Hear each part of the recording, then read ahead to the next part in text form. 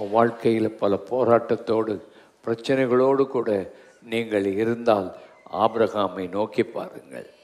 அவர் எப்படி அவனை ஆசீர்வதித்தார் என்பதை நாம் பார்க்கிறோம். இரண்டாவதாக, பாழானவைகளை நீங்கள் கட்டுவீர்கள், தேர்தல் அடைய செய்வார். ஆகாய் தீர்க்கதரிசியின் புத்தகம் 1ஆம் அதிகாரம் 4ஆம் வசனம். இந்த வீடு பாழாய் கிடக்கும் போது, இந்த வீடு பாழாய் கிடக்கும் போது நீங்கள் மச்சி பாவப்பட்ட உங்கள் வீடுகளில் குடியிருக்கும்படியான காலம் இதுவோ, உங்கள் வீடுகளில் குடியிருக்க வேண்டிய காலம் இதுவோ. ஆண்டவர் பாழாய் கிடக்கிற ஆலயத்தை கட்டுவார். அந்த நாட்களில் பாபிலோனுக்கு அவர்கள் புறப்பட்டு போய்விட்டார்கள்.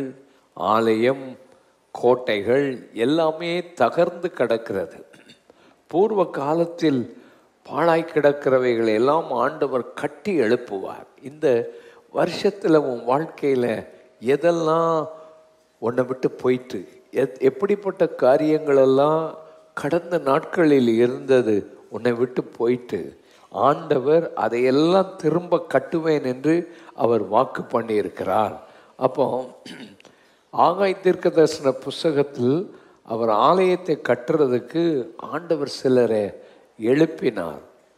ஆகாய் தீர்க்கதரிசியை எழுப்பினார். ஆண்டவர் சகரியா தீர்க்கதரிசியை எழுப்பினார். செருபாபேலை ஆண்டவர் எழுப்பினார். யோசுவா என்ற அந்த ஆசாரியனை எழுப்பினார். இவர்கள் எல்லாம் சோர்ந்து போன அந்த மக்கள் மத்தியில் எழும்பி தீர்க்க தரிசனம் உரைத்தார்கள்.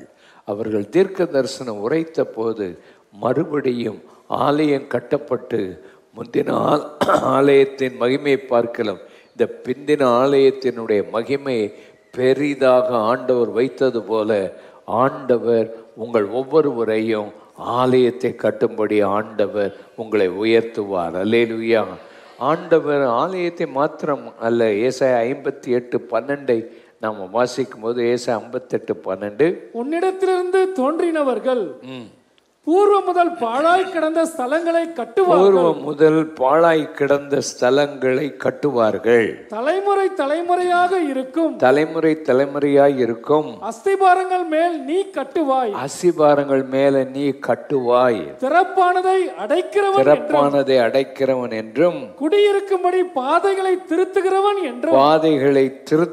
என்றும் நீ பெயர் பெறுவாய். ஆண்டவர் பூர்வத்தில் பாழாய் கிடந்த ஸ்தலங்களை எல்லாம் கட்டுவார். ஆண்டவர் கட்டுகிற ஆண்டவர் எதை கட்டுகிறார்? பாழாய் கிடக்கிறவை கட்டுகிறார். அஸ்திபாரங்களின் மேல கட்டுவார். திறப்பை அடைப்பார்.